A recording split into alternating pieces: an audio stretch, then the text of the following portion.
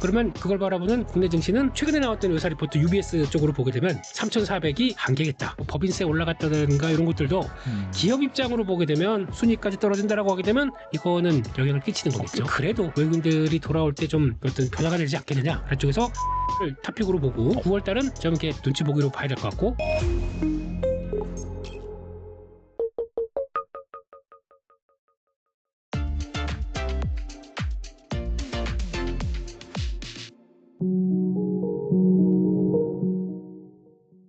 김민수 대표님 모셨습니다. 안녕하세요. 네, 안녕하십니까.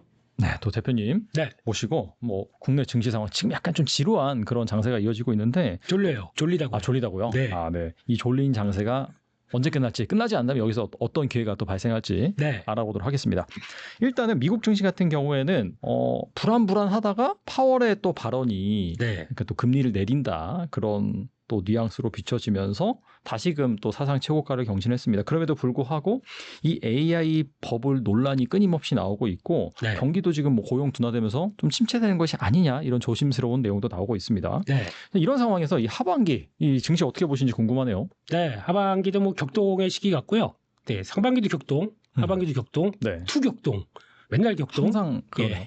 그리고 또 이벤트도 매주 뭐 슈퍼위크래요. 네, 그러면서 슈퍼마켓 가는 위크 이런 쪽에서 이번 주에 뭐 어떤 이벤트가 있나요? 그러면 돌아오는 주에? 네. 어차피 다 끝난 다음에 보실 겁니다. 지금 시청자분들께서는. 아, 그런가? 그러면 그 의미는 별로 없고요. 근데 그때마다 지금 해석하는 게 이제 그런 거죠. 이제 이번에 그 잭슨홀 미팅에서도 파월 의장의 발언 같은 경우는 솔직히 큰 틀에서는 똑같습니다. 파월 의장이 하는 얘기랑 똑같이 했었고 다 그냥 매파적인 얘기들이 중심이었는데 그중에서 이제 뉘앙스만 살짝 나는 매파다. 하지만 갑자기 뭐가 툭 떨어져요. 보니까 비둘기 깃털이 떨어지고 있고 그런 상황이 되다 보니까 시장이 그거를 해석하려고 하는 거죠.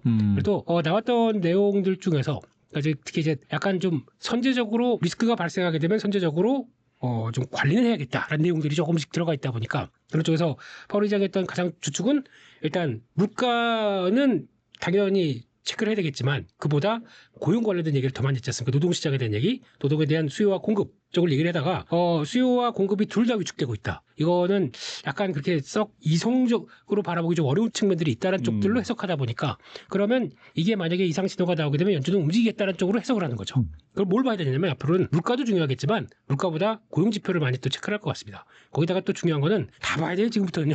지표가 물가부터 또 그거를 왜냐면 지금 변수가 생겼지 않습니까? 관세라고 하는 변수. 당장은 지금 8월 29일부터 뭐가 나오냐면 드미니미니무스 그러니까 소액 소포에도 800달러 이하짜리 소액 소포에도 이제 관세를 매기기 시작합니다.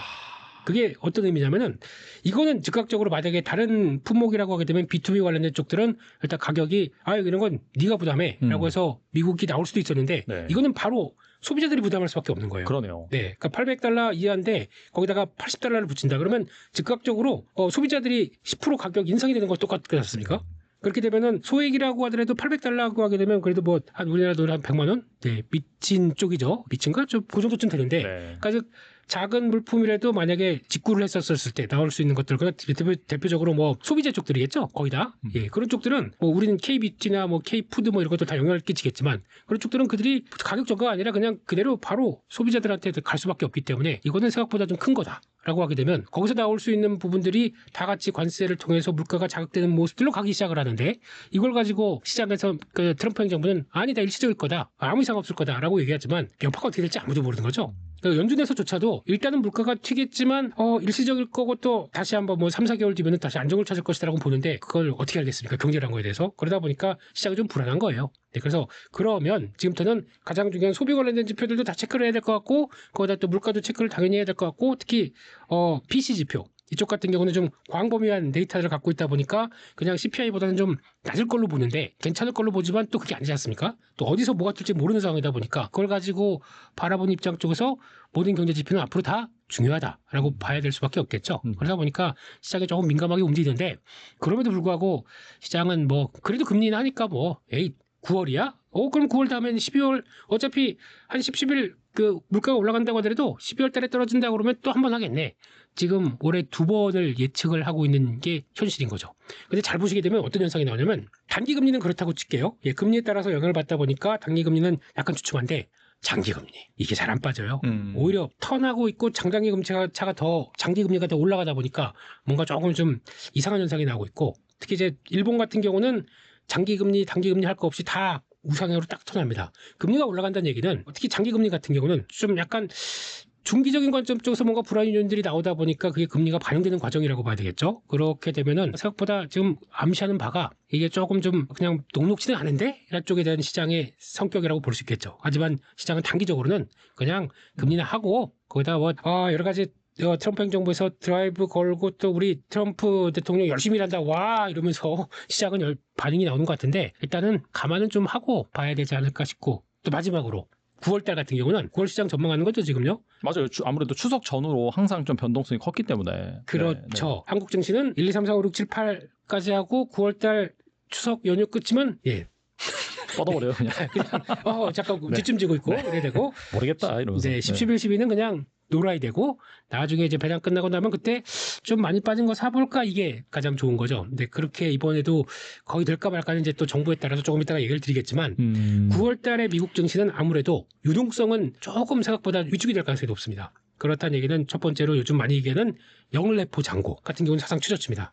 레포 같은 경우는 일단 연준이 그러니까 금융기관이 빌리는 자금인데 그게 반대로 영레포 같은 경우는 연준이 금융기관한테 빌리다 보니까 자금들이 유동성이 좀 공급되는 측면으로 가는 거죠. 그런 쪽으로 가는데 그럼 지금까지는 알게 모르게 계속 시중에 유동성을 공급했다가 이게 거의 바닥까지 내려왔습니다. 그렇게 되면은 그래서 주식시장 강세로 보이는데 바닥까지 왔으면 다시 채워야 되겠죠. 그럼 다시 회수하는 과정들이 나오겠죠. 네. 그런 쪽에서 9월 달은 약간 유동성에 대해서는 좀 걱정이 되는 게 아니냐. 이게 첫 번째. 그 두 번째는 미국이 9월 달은 보통 법인세 납부가 있습니다. 그렇게 하다 보니까 약간 또 위축되는 측면, 이제 세금을 납부하게 되면 좀 줄여서 들어가는 거죠. 그렇죠. 그런 네. 관점이 있고 세 번째는 유대인들 같은 경우는 북클로징이라고 그러죠. 결산하는 쪽들이 우리와 좀 다릅니다. 그들은 금요일 날 쉬고 토요일 일을 일하든가 하여튼 그런 구조지 않습니까? 근데 9월 22일, 23일이 그들의 방식대로는 유대인들의 북클로징이 나오는 그쪽입니다. 그렇게 되면 9월 달에도 클로징 하게 되면 그렇잖아요. 뭐 주식을 사는 게 아니라 팔고 정리하고 약간 그런 다음에 올해 장사 끝 이렇게 나오지 않습니까? 네네. 그렇게 되면 아무래도 조금 유동성이 좀 영향을 끼칠 수 있겠다라고 하다 보니까 이런 모든 거를 종합해 봤을 때 9월 달에 보는 미국 시장은 그렇게 만만치 않고 과거부터 그랬어요. 미국 1, 2, 3, 4, 5, 6, 7, 8, 9, 10, 11 이렇게 쭉 봤었을 때 가장 수익률이 안 좋은 달 중에 한 달이 9월 달이었거든요. 미국 시장이. 그러니까 지금 기대는 금리나 함께 하긴 하겠지만 그걸 보게 되면 또 만만치 않은데 라고 하다 보니까 시장이 뭐 그냥 팍팍 가는 것보다 갔다가 주춤 잠깐만 가다가 주춤 이런 현상이 나올 수밖에 없을 것 같고 그러면 그걸 바라보는 국내 증시는 그래도 지금 두 축인데 국내 모멘텀 해외 글로벌 모멘텀 두 축인데 글로벌 모멘텀밖에 없지 않습니까? 지금 국내 모멘텀은 그렇죠. 더 얘기하면은 조금 좀 입 아프고 좀 이따가 말씀드리겠고 그때 화를 좀 내야 되는 타이밍이고 그런 쪽에서 봤었을 때 제일 중요한 거는 그러면 글로벌 증시 따라서 움직일 수밖에 없는 현실 쪽에서 약간 좀 그것도 반영이 될 수 있겠다라는 쪽도 한번 보고 9월 달은 일단 지금까지 막 이렇게 열심히 매매하셨다면 이번에는 이러고 매매하시죠 이러고 조금 약간 좀 여유 부리면서 그리고 좀 체크할 거 체크하고 보시는 게 좋겠다 그렇게 말할 것 같습니다. 아무래도 뭐 최근에 뭐 대주주 요건 아무래도 좀 강화한 거, 그다음에 기대에 못 미치는 분리과세 혜택, 노란 봉투법 이런 것들을 좀 종합적으로 해서 국내 증시 모멘텀이 없다고 말씀하신 것 같은데 이런 것들이 뭐 시장을 망가뜨리거나 뭐 그럴 가능성 없을까요? 일단은 옐로우 엠빌로프 액트 노란 무슨 기술 쪽 지표인 줄 알았어요 순간. 엠빌로프 얘기 나와서요. 공부 열심히 하시네요. 근데 여기 관련돼서는 저희가 정치 유튜버가 아니지 않습니까? 그렇죠. 그냥 철저하게 함구하고 또 그러고 싶지만 장기적인 한국 경제의 방향성을 봤었을 때, 그러니까 노동자들에 대한 권익 보호를 위해서 좋은 법이다라고 할 수는 있겠지만, 또 큰 틀에서 경제 구조를 봤었을 때 자본을 가진 사람들이 그러면 이제 투자를 확대해서 그 투자를 확대하면서 그의 여파가 다시 한번 또 매출 증가로 나오고 그래서 선수단도 군대도 구조로 가져가는 경제 기본 방향으로 봤을 때 과연 그렇게 확장할 수 있는 쪽으로 나오겠느냐, 그렇죠? 그러다 보니까 로봇 관련된 쪽들이 자꾸 움직이는 거죠. 로봇주가 막 상한가고 막 그러더라고요. 그것도 아직 어떻게 될지 모르는데 시장이 먼저 선택한 겁니다. 맞아요. 그 노란봉투법 때문에 어차피 이제 사람은 덜 쓸 거고 그러면 사람을 덜 쓰는 쪽으로 가기 시작하게 되면 그 여파는 다 또 저희들 노동자들한테 올 텐데 인력이 대체되는 꼴이지 않습니까? 네, 근데 저희는 자꾸 이제 그 권익을 보호한다는 쪽에서 이제 상충되는 과정들이 나오기 시작하는 거죠. 그러면 또 아니면 차라리 그러면 한국에 그 공장을 두는 게 아니라 해외로 나간다든가 이런 쪽으로 여러 가지 선택지가 많은 게 기업들, 자본을 가진 사람들의 생각일 텐데 거기까지 한데 점점점 네. 그러다 보니까 이제 생각할 여지가 많다라는 쪽으로 봐야 될 것 같고 그럼에도 불구하고 이제 그 상법 개정과 관련된 쪽들 또 그 흐름을 보게 되면은 일단 2차 상법 개정까지 들어가서 집중 투표제까지 해서 뭐 괜찮다 뭐 지금 여러 가지 푸시는 계속 하고 있다라는 쪽으로 보는데 이거를 이제 해외 외사 리포트의 반응으로 보게 되면 딱 8월 초였습니다. 대주주 양도세 관련된 이슈를 가지고 막 움직였었을 때 그때부터 일단 외사의 분위기는 그 전달까지만 하더라도 한국 밸류업 한다. 그래서 막 다 뭐 3,700, 4,000 부르고 난리 났었거든요. 그 다음부터 딱 분위기가 어떻냐면은 일단은 대표적인 최근에 나왔던 외사 리포트 UBS 쪽으로 보게 되면 3,400이 한계겠다.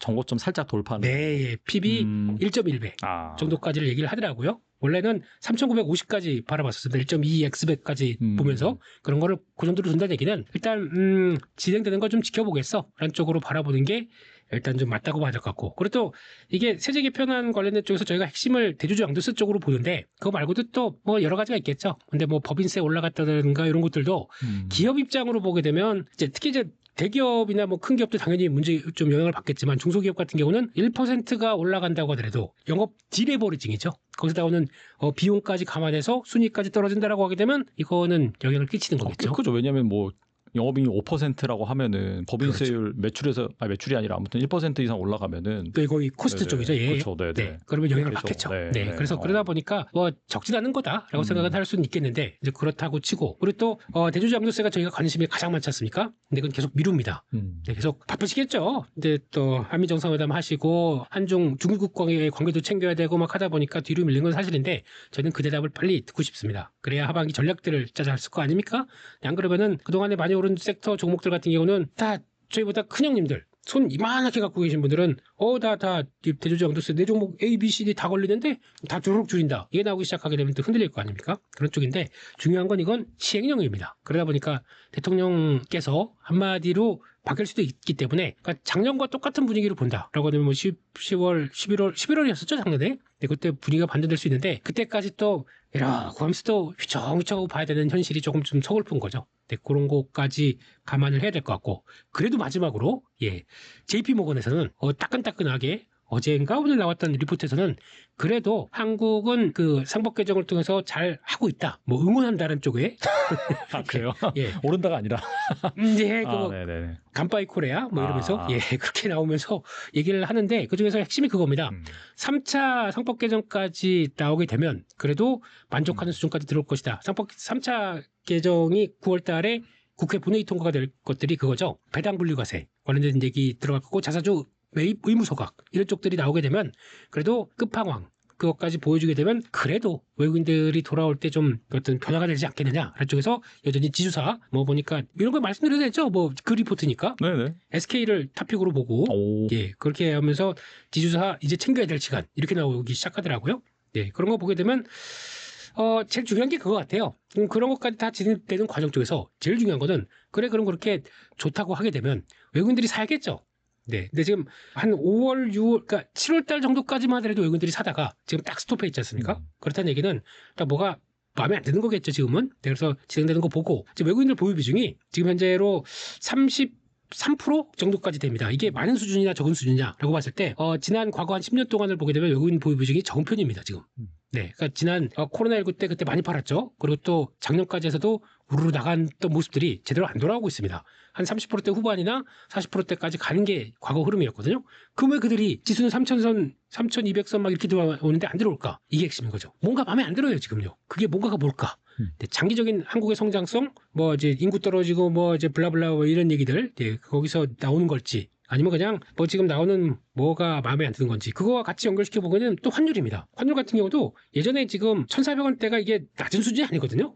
원래 같았으면 이제 3,200선 뭐 지난 고점 때 3,300선 막 들어간다라고 하게 되면은 지금 벌써 제가 보기에는 1,200원대 초중반 거기서 왔다 갔다 해야 되는데 지금 1,400원대 갔다가 거기서 왔다 갔다 하고 있습니다. 그렇다는 얘기는 우리나라 체력도 환율을 대비해서 얘기한다 그러면은 장기적인 전망으로 봤었을 때 그렇게 메리트가 없다고 보나? 이런 생각도 드는 거죠. 그래서 결론은 그냥 이거 또 우리도 밸류업 여전히 하고 있다. 푸시 하고 있기 때문에 너희들은 바이 해줄 수 있느냐 외국인들이 그거를 체크하는 게 하반기에 중요한 포인트 같다라고 봐야 될 거. 그래야 제가 보기도 지난번에 3316이었나요? 3318? 예, 지난 코스피의 고가 월봉 3316이네요. 예, 3316 여기를 돌파를 하면서 강하게 가는 게 이제 보여지겠죠. 근데 그때가 주도가 외국인들이 돼야 될 것 같아요. 외국인들이 그렇죠. 돌아온 네네. 외국인들이 사면서 야 한국 이제 강하대 하면서 훅 들어오는 게 좀 보여줘야 그렇게 나올 것 같은데 거기에 이제 또 테스트의 시간 그렇게 보고 네, 일단 9월 달은 좀 이렇게 눈치 보기로 봐야 될 것 같고 11월은 또 저희 대주주양도세 관련된 이슈 봐야 될 것 같고 예 올해 다 갔네요 뭐. 아 그러네요. 네. 끝. 네. 네.